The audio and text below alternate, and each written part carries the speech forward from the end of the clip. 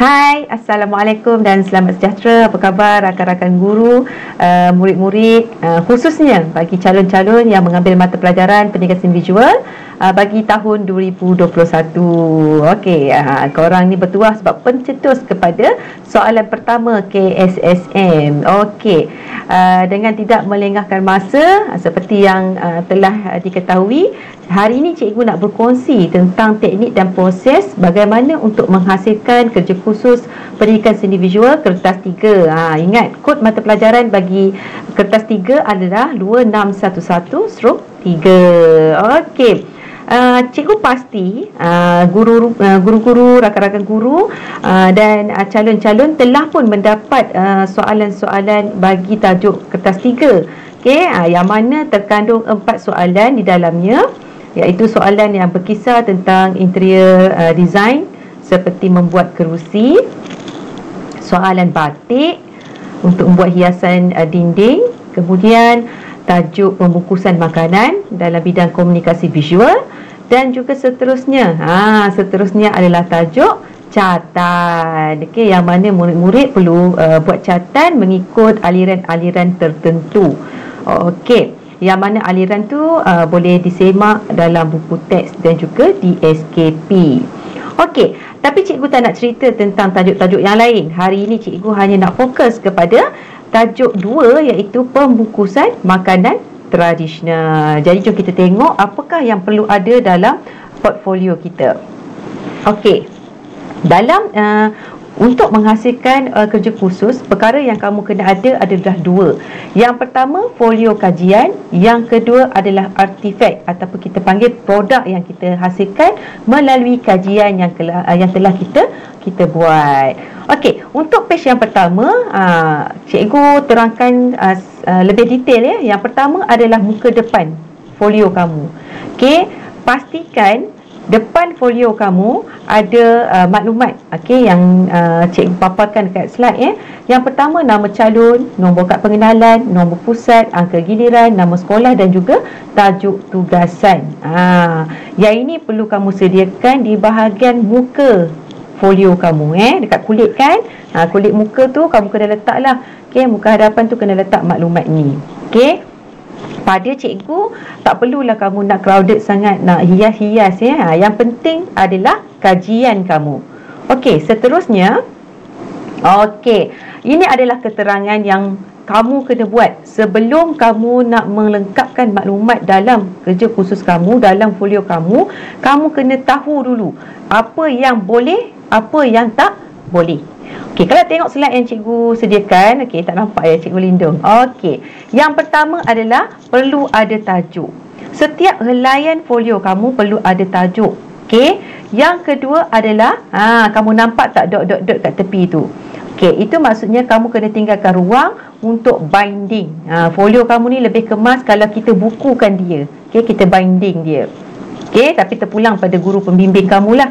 Okey, ini adalah cadangan cikgu sahaja untuk anak-anak murid cikgu. Okey, yang seterusnya, di bahagian bawah ataupun kaki lembaran kerja tu perlu diletakkan nombor muka surat pada setiap helaian tugasan. Perlu letak nombor muka surat supaya senang kita nak rujuk nanti, sebab kita ada satu helaian isi kandungan. Dan yang seterusnya, setiap page ataupun setiap muka surat kerja khusus kamu perlu ada apa? Ada maklumat kat tepi sudut belah kanan tu, iaitu setiap muka surat perlu mempunyai maklumat yang diisikan dengan lengkap. Okey, kat sini cikgu nak tekankan, tolong isi maklumat ni dengan lengkap. Kerana apa? Kerana maklumat inilah yang menentukan ketulinan hasil kerja kamu. Okey, sebab masa kita melaksanakan tugasan tu sebenarnya macam-macam dugaan akan berlaku. Okey, ada cikgu tak nak sebut yang negatif sebenarnya, tapi cikgu kena tekankan kat sini. Okey, sepanjang kita menyediakan kerja khusus kita tu akan berlakunya kerja khusus kita rosak, ada kecurian daripada rakan-rakan yang lain, ada dengki. Okey, cikgu harap jangan adalah perkara-perkara begitu. Tapi untuk memastikan ketulinan hasil kerja kamu, kamu perlu ada maklumat pada setiap kertas ataupun setiap lakaran kerja kamu dalam folio tu. Mesti ada maklumat yang lengkap. Okey, contoh maklumat yang perlu kamu ada adalah satu, nama kamu, nama penuh jangan tak nama-nama glamour kan. Nama Jeffrey letak Jeff. Tak boleh kena nama penuh. Okey, yang kedua adalah nombor kad pengenalan, yang ketiga nombor angka giliran, yang keempat kod mata pelajaran. Tadi cikgu dah sebut 2611/3. Okey, dan yang seterusnya adalah tanda tangan guru. Okey, walaupun cikgu kamu bukan artis, tapi tanda tangan dia sangat mahal. Okey, jadi kena dengar cakap cikgu kamu. Sebab apa? Setiap proses kerja kamu, cikgu kamu kena lihat, kena bimbing, dan yang paling penting kena semak kerja kamu. Okey, seterusnya ni page untuk helaian yang ke depan sekali selepas muka buku, iaitu kamu perlu tampal kertas soalan. Okey, tampal kertas soalan sebab dalam ini adalah ada senarai semak yang mana cikgu kamu akan tik setiap kali kamu menghantar dan setiap kali kamu menunjukkan progres hasil kerja kamu. Okey. Seterusnya adalah muka surat penghargaan. Okay, disebabkan kita buat folio, mesti kena ada satu muka surat untuk penghargaan. Okay, untuk muka surat penghargaan ni kamu boleh tulis tangan tulis tangan, tapi kalau rasa tulisan tak cantik, kamu boleh print. Tapi kena ingat, untuk print ni, okay, untuk kerja kursus seni ni, kita boleh print maksimum 5 helai sahaja. 5 helai sahaja. Maksudnya kamu select lah image yang mana perlu di photostate ataupun di print. Jangan lebih daripada 5. Okey, tapi cikgu suggestkan penghargaan ni kamu tulis tangan lah kan, tulis cantik-cantik. Okey, tak semestinya panjang. Okey, tak semestinya panjang. Penghargaan ni lebih kepada kamu menghargai guru kamu. Okay, sebab kita seni ni, kita ada sesi apresiasi seni, betul tak? Jadi sangat penting kita menghargai sesiapa sahaja yang membantu kita semasa perjalanan kita menyiapkan folio itu sendiri. Okey, yang pertama kita boleh penghargaan terima kasih kepada guru kita. Yang kedua, parents kita, ibu bapa kita. Yang ketiga, rakan-rakan kita. Okey, kamu karanglah sendiri. Yang cikgu tulis ni orang kata sekadar idea sahaja. Okey, idea sahaja. Okey, page yang berikutnya adalah page isi kandungan. Sebab tu cikgu ceritakan tadi, pentingnya setiap muka surat tu ada nombor muka surat. Okey, supaya kita senang nak semak. Okey, kita senang nak semak. Kalau ada pentaksir datang nak tengok kerja khusus kamu, dia akan check dekat depan tu tadi, senarai semak, dan macam mana dia nak tengok lakaran-lakaran kamu mengikut tajuk, dia rujuk pada isi kandungan. Jadi kamu kena lengkapkanlah isi kandungan tu. Okey, petua yang cikgu nak bagi untuk isi kandungan ni, kamu jangan letak terus nombor muka surat tu. Okey, pada cikgu showkan, cikgu showkan dah siap semua proses A sampai Z, baru kamu letak nombor muka surat tu. Sebab apa? Sebab nanti bila ada kesalahan, kamu nak kena liquid, nak kena padam balik kan? Tak perlu. Jadi ini adalah dah akhir. Kamu dah siapkan kerja khusus, kamu dah susun ikut nombor muka surat, baru kamu isikan nombor muka surat pada isi kandungan. Okey? Cikgu harap kamu fahamlah. Cikgu tak nak panjang-panjang sangat. Okey? Yang seterusnya, selepas isi kandungan, perkara yang perlu kamu ada adalah kajian kehendak soalan. Ini dah masuk bahagian kajian. Okay, kajian ni tak semestinya kamu buat dalam bentuk paragraf macam cikgu ni. Tak semestinya kamu buat dalam bentuk perenggan. Kamu boleh buat mind mapping, boleh buat nota anekdot, dan sebagainya. Yang kamu sebelum ni pernah belajar tentang peta writing kan? Gunakan kreativiti kamu buat dalam bentuk peta. Okey? Tapi untuk yang pertama ni, kajian kehendak soalan ni, iaitu kamu kena tahu dulu apa yang dikatakan dengan pembungkusan. Sebab tajuk kita adalah, cikgu lupa baca kan tajuk dia. Okey, tajuk dia tentang sebuah syarikat tempatan yang menjual makanan tradisional nak ubah seni grafik pada pembungkusan dia untuk pasaran antarabangsa. Okey, jadi kita kena tengoklah. Kita kena tahu dulu apa yang dimaksud dengan pembungkusan. Okey, kamu catatkan. Macam cikgu buat dalam bentuk paragraf. Kalau kamu rasa malas nak salin panjang-panjang, kamu buat dalam bentuk mind mapping. Janji jelas apa term-term penting, apa item penting dalam pembungkusan itu. Okey, seterusnya. Tadi kita kaji apa itu pembungkusan. Mind mapping yang seterusnya adalah apa fungsi pembungkusan itu. Tadi kita tahu pembungkusan tu adalah apa. Kemudian kita nak tahu pembungkusan tu apa fungsi dia. Okey, sebab setiap pembungkusan fungsi-fungsi dia tak sama. Sebab dalam pembungkusan pun dia banyak ciri. Okey, dia ada banyak ciri, dia ada banyak bahan, dia ada banyak material kan. Jadi kita kena kaji. Okey. Seterusnya adalah elemen pembungkusan. Kita kena kaji juga apakah elemen yang perlu ada dalam pembungkusan luar negara. Okey, macam cikgu, kalau kamu perhatikan kat sini, cikgu ada buat macam mind mapping lah, ada peta kat situ ya. Aspek pembungkusan, dan itu dari segi promosi melalui visual. Okey, kadang-kadang ada syarikat yang buat promosi kan, ada perkataan ataupun banner kat kotak dia, new product. Okey, contohnya new packaging. Itu adalah promosi dia. Kamu kena mahir grafik ya. Yang kedua, identity corporate. Identity corporate ni menyeluruh, yang mana merangkumi logo. Okey, logo ataupun jenama sesebuah syarikat tu. Okey, yang seterusnya maklumat produk, ingredient. Okey, promosi semasa, ada tawaran. Mudah dibawa, transportasi dan juga penyimpanan. Maksudnya setiap pembungkusan luar negara ni mestilah orang kata menjimatkan, senang nak dibawa, dan orang kata costing lah kan, yang mana sesuai. Okey, seterusnya mematuhi peraturan dan perundangan. Okey, maksudnya ada logo halal dan sebagainya, juga kesesuaian dengan faktor kos. Okey, seterusnya masih lagi dalam tajuk yang pertama, iaitu kita kena kaji pula apakah yang dikatakan dengan kuih tradisional. Sebab bila sebut kuih tradisional, kita kena tahu apakah ciri-ciri kuih tradisional. Masa kita kaji ni lah baru kita tahu, boleh kita bezakan mana kuih moden, mana kuih tradisional, mana makanan daripada barat, mana makanan yang asal daripada negara kita. Jadi penting kajian untuk kita buat. Okey, sama juga, sama ada kamu nak buat dalam bentuk paragraf, perenggan, ataupun kalau kamu nak buat dalam bentuk mind mapping pun tak ada masalah. Okey, seterusnya, apakah elemen yang perlu ada dalam rekaan grafik pembungkusan? Yang ni kena ada, wajib ada dalam slide kamu, dalam kamu punya kerja khusus ya.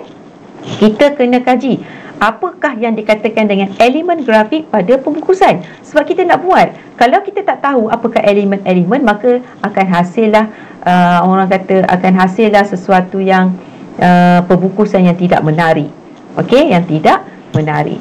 Okey, seterusnya adalah kita kena tahu elemen dia termasuk dalam tanda nama. Okey, perlu ada tanda nama. Kemudian typografi ataupun kita panggil dia tulisan. Mesti ada warna. Kita dah belajar bahasa seni visual. Okey, yang mana kita kena ada gunakan warna-warna yang ceria, warna-warna yang menarik, warna yang orang kata ada penegasan. Okey, yang seterusnya adalah reka bentuk dan juga saiz. Kamu kena tahu skala pembungkusan kamu tu dari segi skala ilustrasi, skala kotak pembungkusan. Okey, itu mesti ada dalam elemen grafik. Dan seterusnya ada latar belakang. Okey, ini adalah kajian yang seterusnya, iaitu isu dan permasalahan. Kajian ataupun cikgu buat dalam mind mapping. Tulisan tangan pun boleh kalau sekarang cikgu buat dalam bentuk komputer, cetakan komputer. Tapi kamu boleh buat ikut kreativiti kamu. Jangan terlalu tertumpu dengan contoh yang cikgu bagi. Cikgu bagi ni sekadar guideline sahaja. Jadi kamu boleh buat lebih baik daripada ini. Jika kamu ada idea yang lebih cantik, lebih bagus, lebih menjimatkan masa, kamu buat ikut kreativiti kamu. Tapi guideline yang cikgu tunjuk ni, yang tu kena patuhilah. Okey, undang-undang dia kena patuhi. Okey, tapi dari segi persembahannya terpulang pada kreativiti kamu. Okey, kajian yang seterusnya adalah ini isu permasalahan dia. Okey, yang dalam kotak itu adalah isu masalah kotak pembungkusan yang kamu pilih. Okey, apakah isu dia? Yang pertama, kadang-kadang kita tengok tarikh luput. Ada sesetengah pembungkusan tak ada tarikh luput. Okey, expired date tak ada. Okey, itu dah menyalahi hukum ataupun menyalahi elemen grafik yang ada setiap pada pembungkusan. Kalau kita tengok makanan tradisional ataupun makanan yang macam bahulu ke apa kan, yang mana homemade. Homemade ni biasanya bila di packing pun packing dalam plastik je, jarang ada expired date. Okey, kalau syarikat besar adalah, tapi kalau homemade memang tak ada expired date. Okey, seterusnya adalah logo halal, alamat kilang proses, material pembungkusan, ilustrasi yang tidak menarik, isi kandungan, tiada penegasan dalam layout, dalam reka letak, Kemudian penggunaan tulisan yang sukar dibaca. Yang ni kamu kena kaji. Apakah elemen-elemen yang tak menarik dalam kotak pembungkusan tu? Okey. Kalau kamu tengok mapping cikgu, ada 4 sudut kiri kanan atas bawah tu. Yang pertama, dari mana kita nak dapatkan sumber-sumber ini? Macam mana kita nak ketahui tentang sumber-sumber ini? Nak tahu tentang macam mana nak mencipta logo halal, macam mana untuk mendapatkan warna yang menarik untuk setiap packaging. Itu adalah sumber rujukan kita.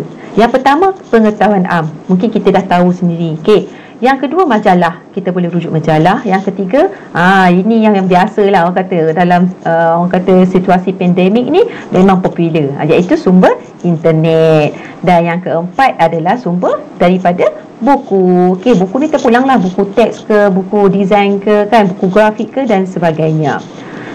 Okey, habis. Itu adalah kehendak soalan yang pertama. Okey, kalau kamu tengok dalam senarai semak, okey, dalam senarai semak kamu boleh tengok dalam senarai semak, cikgu kamu akan bagilah.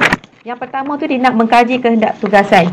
So kita dah settle dah bab kajian. Sekarang kita masuk tajuk yang kedua, iaitu koleksi gambar pelbagai jenis ilustrasi seni reka grafik. Ini yang kamu kena tampal. Search dekat internet ataupun kalau kamu jumpa dekat mana-mana majalah, surat khabar dan sebagainya tentang packaging, kamu boleh potong dan kamu boleh tampal dalam slide kamu, dalam folio kamu. Okey. Selepas tampal, sama ada kamu tampal daripada majalah ataupun kamu ambil daripada internet, pastikan, cikgu nak nasihatkan, masa kamu ambil sumber daripada internet, pastikan kamu menggunakan resolusi yang tinggi, megapiksel yang tinggi. Maksud cikgu, kalau boleh ambil yang 800 megapiksel ke atas. Kerana apa? Sebab bila kamu print, okey, gambar dia tak jagged, gambar dia tak pecah, gambar dia tak blur. Okey, gambar dia akan jadi sharp. Jadi itu adalah markah kekemasan. Kena ingat tips yang cikgu bagi ni. Okey, bila dah dapat gambar yang cantik, yang kamu ambil resolusi yang tinggi, gambar dia cantik kemas, masa nak tampal ataupun masa nak susun dalam Microsoft Word, pastikan kamu menekan button shift dan tarik drag dia punya dekat sudut. Supaya apa? Supaya gambar tu akan membesar atau mengecil dengan sempurna. Okey, dia akan sharp ikut saiz dia. Kalau kamu ambil tak tekan shift, maka ada gambar tu jagged, jadi panjang, jadi lebar, lepeh. Itu silap. Kena tekan button shift untuk kita gambar yang sharp. Okey, yang kemas, yang orang kata yang cantik lah, macam gambar original dia. Okey, itu tips dia. Lepas kamu dah dapat, kamu dah susun cantik-cantik dalam Microsoft Word, kamu print. Okey, kamu print dulu. Lepas tu masa nak susun dalam Microsoft Word, gunakanlah frame-frame yang cantik. Tengok contoh yang cikgu bagi tu. Yang cikgu bagi tu ada frame putih tepi tu kan. Bagi nampak kemas, susun dengan teratur. Kamu kena ingat, bila kamu ambil tajuk grafik ni, dia sangat mementingkan dengan ketelitian dan kekemasan. Pastikan work smart. Okey, work smart. Okey, dah dapat, dah print, gunting ataupun gunakan pisau, potong cantik-cantik, kemas-kemas, susun dalam kamu punya kertas folio kamu. Tapi cikgu nak pesan sekarang, takut cikgu terlupa lepas ni, pastikan setiap kajian kamu ada catatan di bawahnya. Contoh bagi tajuk ini, cikgu catatkan dekat situ, dekat kotak pertama. Tengok contoh kalau kotak pertama, kat kotak pertama tu cikgu tulis apa? Ilustrasi pada pembungkusan produk makanan berunsurkan pisang dan coklat. Maksudnya gambar yang packaging yang cikgu ambil tu sesuai untuk produk pisang dan juga coklat. Yang seterusnya cikgu kaji yang sebelah tu adalah contoh konsep minimalis pada ilustrasi. Maksudnya kotak tu tak banyak pun design dia. Okay, so simple lah, sangat simple. Jadi setiap gambar-gambar contoh yang cikgu ambil tu, setiap gambar-gambar contoh yang cikgu ambil ni, cikgu tulis catatan dekat bawah dia. Sebab apa? Sebab kita mengkaji. Bila sebut mengkaji, kita mestilah ada catatan dia. Jangan nak copy and paste sahaja. Mesti ada catatan. Dan catatan ni ditulis dengan tangan. Cikgu prefer guna tangan. Okey. Dah buat semua ni. Untuk anak-anak murid cikgu showkan 2 muka surat. Okey, 2 muka surat untuk tajuk koleksi gambar ilustrasi ni. Okey, ni masih lagi dalam tajuk yang sama. Seterusnya, Sorry, cikgu kata 2, sebenarnya ada lagi cikgu letak. Okey, tapi jangan pening, cikgu letak banyak ni sebagai guide. Dah tentu cikgu nak yang terbaik kan untuk calon-calon SPM 2021. Takkan cikgu nak tunjuk artwork yang simple, yang orang kata sekadar nak lulus. Kalau kita ambil subjek mata pelajaran seni ni, kalau kita ambil mata pelajaran seni, jangan kita sekadar nak lulus. Silap. Biarlah kita dapat cemerlang. Okey, dapat cemerlang. Sebab kena ingat, tak semua orang yang mampu ambil subjek seni. Okey, seterusnya kita pergi kepada soalan yang ketiga. Okey, soalan ketiga adalah kajian terhadap elemen yang perlu ditambah baik pada pembungkusan asal. Maksudnya dalam koleksi-koleksi yang kamu dah potong dan tampal tadi tu, okey, kamu pilih satu produk yang kamu rasa tak menarik, yang kamu boleh rebranding semula, yang kamu boleh buat yang lebih baik daripada pembungkusan yang original. Okey, maksudnya koleksi gambar yang kamu nak ambil untuk kajian ni mesti ada dalam tajuk yang pertama, yang kedua tadi, koleksi tadi. Okey, dalam ada beberapa gambar yang kita potong dan tampal daripada internet tu, tetap pilih satu yang ada di situ untuk soalan yang ketiga ni. Maksudnya kita akan kaji itu daripada mula kita tengok dekat koleksi nanti sampailah habis kita nak kaji tentang produk itu. Okey, yang ketiga ni kajian terhadap elemen. Kamu kena keluarkan gambar packaging yang kamu pilih dan kamu kena catatkan apa kelemahan yang kamu nampak kat situ yang kamu rasa kamu boleh perbaiki. Okey, yang macam cikgu ni, contoh yang cikgu buat ni, okey, ini contoh ya. Jangan ikut exactly. Ada idea, buatlah idea lain. Ini contoh cikgu. Yang pertama cikgu tengok logo dia tak ada. Yang kedua, tulisan tipografi dia kecil, susah nak dibaca. Okey, yang ketiga, tak ada logo halal. Okey, tak ada logo halal. Okey, yang ini cikgu ambil pembungkusan kuih bahulu. Siapa saja kenal dengan bahulu kan? Sebab dia kuih tradisional. Okey, lain apa lagi kat situ yang cikgu nampak? Penggunaan warna yang tidak menarik. Okey, itu pada persepsi cikgu lah. Sebab tu kita seni ada belajar persepsi. Okey, apa pandangan kita pada sesuatu itu. Ini terpulang pada kamu. Okey. Yang keempat adalah lukisan atau catatan realistik elemen seni grafik. Daripada gambar yang kamu pilih tadi, kamu kena lukis balik packaging yang kamu nak tu. Lukisnya bukan tampal, lukisan. Bila soalan kata lukisan atau catatan, maksudnya kamu kena lukis semula sama ada kamu nak warnakan menggunakan media kering ataupun kamu nak buat catatan media basah. Terpulang pada kreativiti kamu. Okey, buat satu gambar, jangan lukis kecil-kecil. Kamu tengok komposisi ruang yang cikgu gunakan, mestilah seimbang. Okey, lukis besar dan jelas dan warnakan. Okey, warnakan. Ni. Lepas tu catatan kat bawah tu tulislah lukisan atau catatan pembungkusan yang dipilih. Kalau kamu buat lukisan guna media kering, kamu tulis kat bawah tu raja lukisan realistik elemen seni grafik. Okey. Kalau kamu buat catatan, tulislah catatan pembungkusan yang dipilih. Macam tu. Okey, faham ya? Cikgu kena laju sikit. Yang seterusnya adalah sebab tadi kita dah ambil gambar pembungkusan yang kita nak buat tu. Okey, yang seterusnya adalah kita kena tengok ilustrasi. Ilustrasi apa yang kita nak gunakan. Disebabkan kita punya main point kita adalah kuih bahulu, maka ilustrasi untuk elemen grafik, elemen orang kata realistiknya di sini kita ambil kuih bahulu tu. Sebab kita akan gunakan ilustrasi ini untuk kotak kita nanti. Sebab apa sahaja yang ada kat kotak kita tu kita perlu kaji. Okey, kalau kita tak kaji, kita tak boleh ambil. Jadi inilah adalah proses mengkaji tu. Okey, kalau katakan kamu ambil kuih cincin contoh kamu lukislah kuih cincin. Okey, macam cikgu pilih bahulu. Jadi selain daripada realistik kotak bahulu yang original tadi, cikgu kena ada lukisan ataupun catatan realistik kuih bahulu. Okey. Yang ini cikgu buat perbezaan lah. Yang ini kita menggunakan media kering, kita gunakan pensel warna. Efek dia begini. Okey, yang kedua, yang ni cikgu gunakan cat air. Okey, cat poster ke cat air ke. Okey, ini adalah efek dia. Dan ingat, cikgu kata setiap page kita mesti ada catatan. Okey, kat situ cikgu letak catatan penggunaan warna apa yang cikgu gunakan. Nanti bila kamu dah buat macam ni, rujuk guru bimbingan kamu rujuk guru pembimbing tanya yang mana yang cikgu rasa okey. Nanti cikgu kamu akan tandakan dipilih contohnya.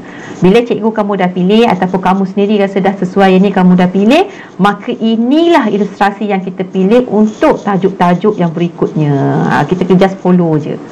Sebab tu cikgu cakap kajian ni adalah kajian menyeluruh A sampai Z. Kalau kamu dah pilih tu, sampai habis kamu kaji yang itu. Okey, seterusnya. Okey, macam cikgu punya pembungkusan, cikgu nampak terlalu kosong. Jadi sebabkan kita nak menghantar produk ke luar negara dengan mengekalkan ciri tradisional, sebab kita jual kuih tradisional kan, cikgu mengambil motif batik. Bila nampak motif batik ni, nampak Malaysia, nampak macam tradisi kan. Jadi cikgu ambil motif ni untuk dimasukkan sekali dalam cikgu punya pembungkusan cikgu. Maka cikgu kena lukis. Lukis sebab dia tulis kat situ lukisan atau catatan. Cikgu kena lukis semula, cikgu kena warnakan balik motif ni. Okey. Kat bawah tu adalah catatan warna. Kamu kena tengoklah cikgu mengganggu. Okey, kamu kena tengoklah catatan warna dia. Okey. Okey. Seterusnya, masih lagi dalam tajuk yang kelima, lakaran perkembangan idea elemen seni yang berkaitan. Okey, cikgu dah susun ni ikut tajuk ni. Ni keempat, ni yang kelima.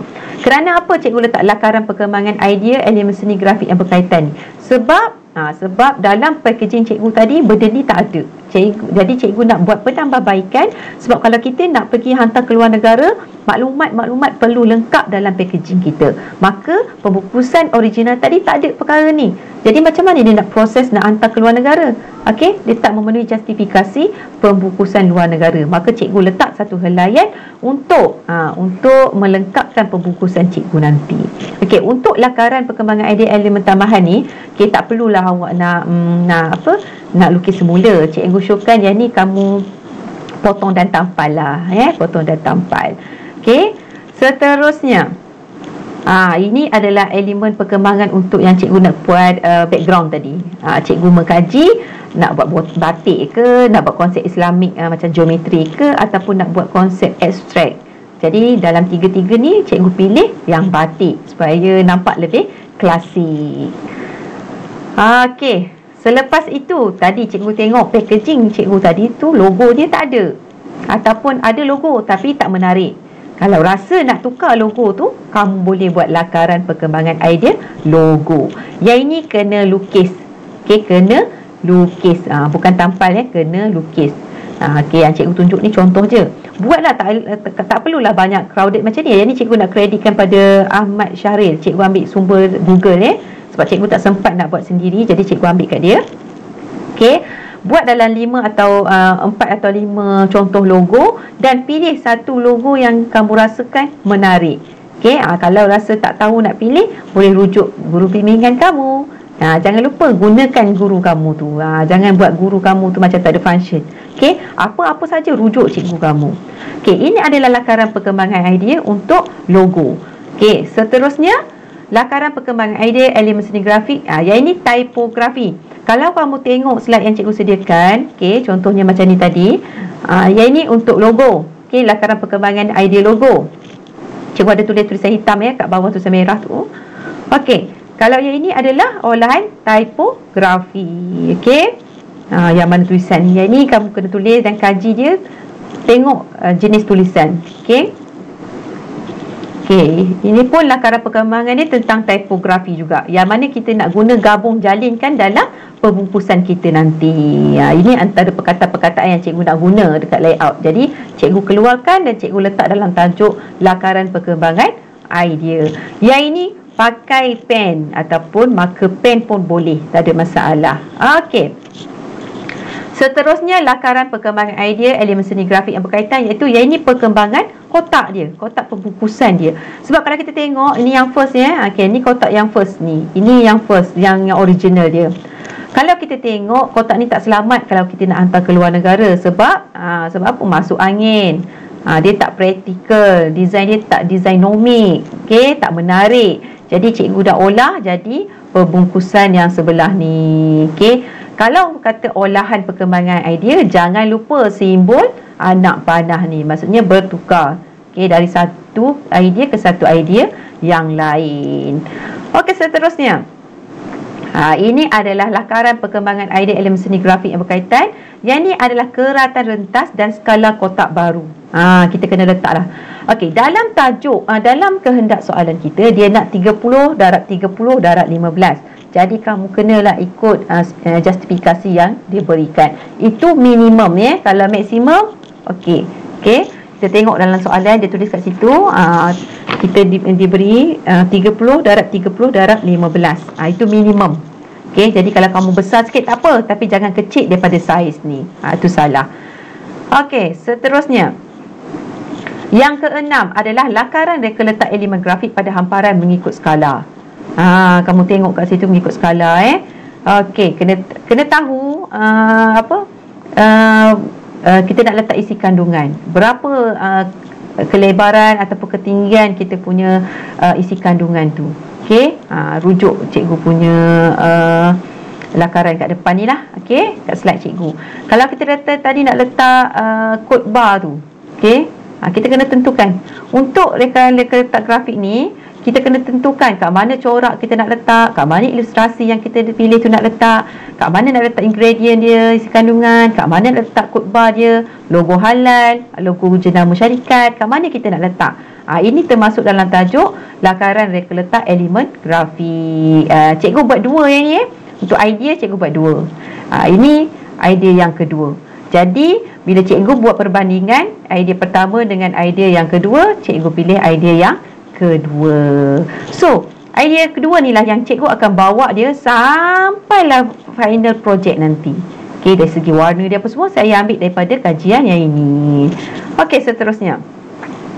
Okey, yang ketujuh adalah lukisan reka letak elemen seni grafik mengikut skala. Tadi kita dah pilih design yang ni, betul tak? Tadi kita dah pilih. Sekarang kita kena letak saiz setiap ilustrasi yang ada kat sini, kita kena letak saiz dia berapa. Okey, tengok cikgu punya slide tengok cikgu punya slide.